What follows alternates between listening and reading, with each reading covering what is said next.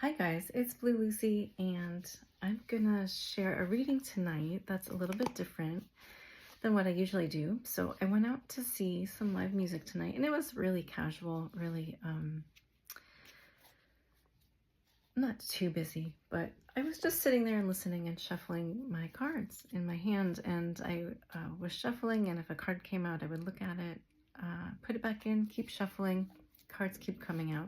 So of course I got a lot of different cards, but there were a few that kept popping up and popping up and popping up and showing themselves. So I took those cards as they came up, as they started to come up more, and put them in an order, and this is what that is, and I'm going to share that with you. So the first card, the main card, is the wheel.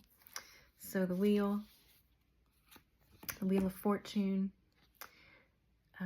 The camera's not focusing very well, but this is a web. So this wheel of fortune is a web. There's a spider and a fly and lots of either little lights, or they remind me of these cottonwood flowers that are floating through the air right now.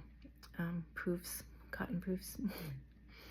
But the thing about the wheel is that it is a change in fate, in luck, change in luck.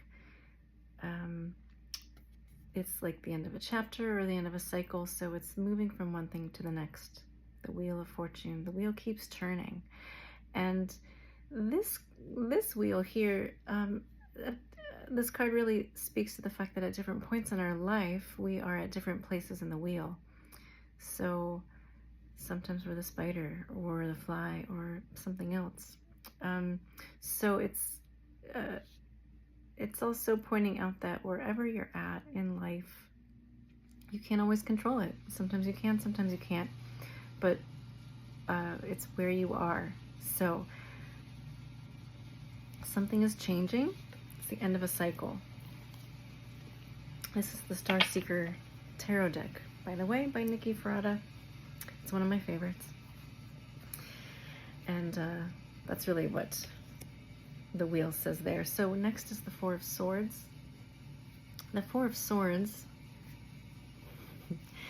in this deck is a wind chime, which I think is really lovely. And in this deck, the wind chime is made out of swords, really indicating that this peaceful instrument that just gets played by the wind was once weapons that have been repurposed into something peaceful. So this is kind of like a rest after struggle, or a rest after maybe a lot of thought process or struggle. So it's really relaxing and taking a break, taking time to contemplate and go within, just kind of go into rest mode. And this means following the wheel, that perhaps the next best course of action, as you can sense a cycle ending here and another one beginning, is to just take a break in between these things, okay? Take a break and really think about how you want the future to look like, because next is the Two of Wands, and this really is daydreaming your future.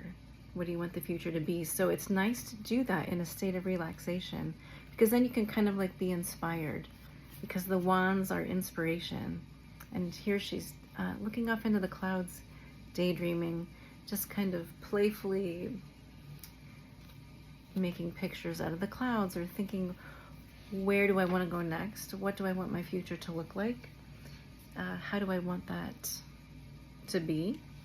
And with the Two of Wands is the Hermit. So it really suggests going within and getting in touch with your dreams, your goals, what inspires you, what is igniting that little spark in you. So it's important with the Hermit to kind of, hear what other people are saying and opinions and advice and whatnot, but to really, before you make the next move in your next cycle of life, is to really get present with what you want, and playful, and how to go about that. Because what follows that is the King of Cups with the Six of Wands.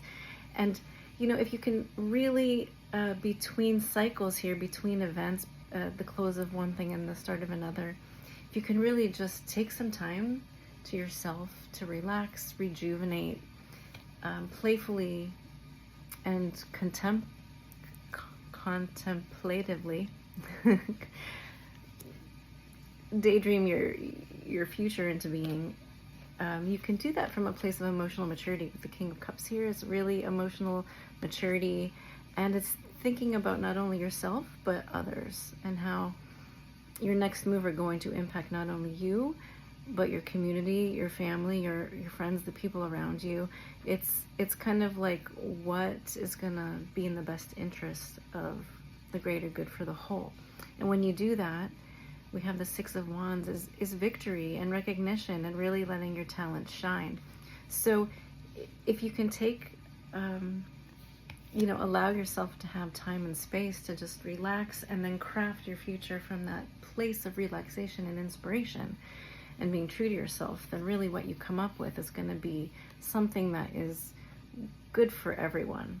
And that is a winning hand, guys. So yeah, that's just the general energy that I was feeling today. So let me know what you think. Hope you're doing well, and thanks for joining me. I will talk to you next time.